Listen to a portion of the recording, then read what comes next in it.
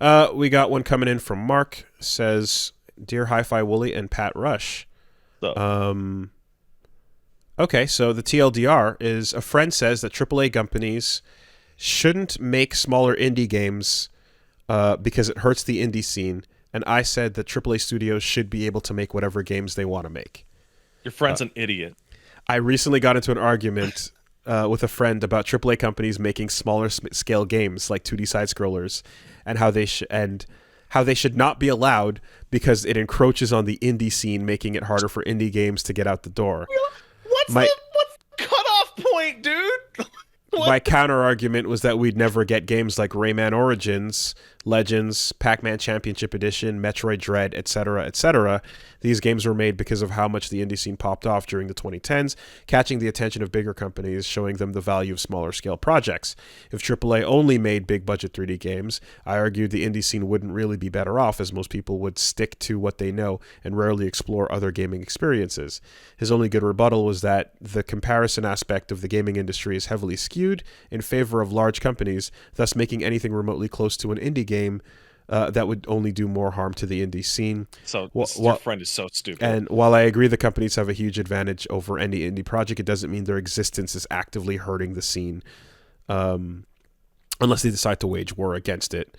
The whole argument started because I said it would be nice if AAA studios were allowed to make more interesting games that aren't huge in scope and budget more often. What do you think of this little squabble? I mean, it is ridiculous to stand there and say that things should not exist just because based on the idea that the scene would get affected in that way. Let the good games exist. That's so crazy. Stupid. That's crazy, man. I want to grab this person and like show them 15 different games and be like, which ones of these are indie games? Yeah. What about Triple I? Right? Hades. Is that an indie game? What about the studios that make small games that then blow up and get successful off of them, and then make larger games that are questionably indie at that point? You know, and then what about the bigger studios that make smaller games that are able to like use the scale of that game to take an otherwise beloved but dead IP and use it, you know, something they would never invest a massive AAA budget in Strider, you know, but they would give it a shot as a small side scroller. You know, you're right. You can have some really cool indie games like The Witcher 3 and Cyberpunk 2077. Yeah. No, I think a good indie game. I like that indie game. Like the idea of drawing an arbitrary line in the sand to protect the scene when the whole thing is just a big fluid mess of different scale companies that get bigger and smaller and yada yada. Like, that's ridiculous, man. That's silly. And furthermore, in a lot of cases, there will be a small studio that gets picked up by a larger publisher to make something that is an IP within, you know, a larger company, but on a smaller scale because this team can do it. Okay, so it's extra hilarious because indie specifically in the versions of games means a self-published game, that the developer is publishing it themselves. They don't have to go to a different developer. So Witcher 3, one of the most expensive RPGs ever, indie game.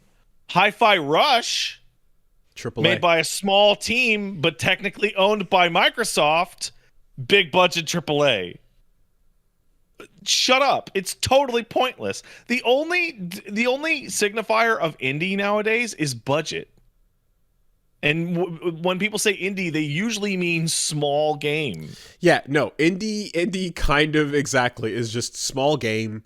But triple I, as we said, is, even though no one's really saying that, there's the idea of like, there are indie games that are massive, huge budgets that like self-published nonetheless, but still like make the scope questionable. Not everything is Shovel Knight anymore, you know? I think the indie scene is really gonna be under threat by the massive publishing arm that made the murder of Sonic the Hedgehog, which is technically a non-indie game, despite being made by a bunch of fans, because it's technically published by Sega. Also, just calling for for things to not exist, like just on a broad scale, like no, things should not like that's such a crazy You fucking remember thing. when you remember when Ubisoft put out Rayman Origins and Child of Light, and that killed the indie game scene? Do you remember that?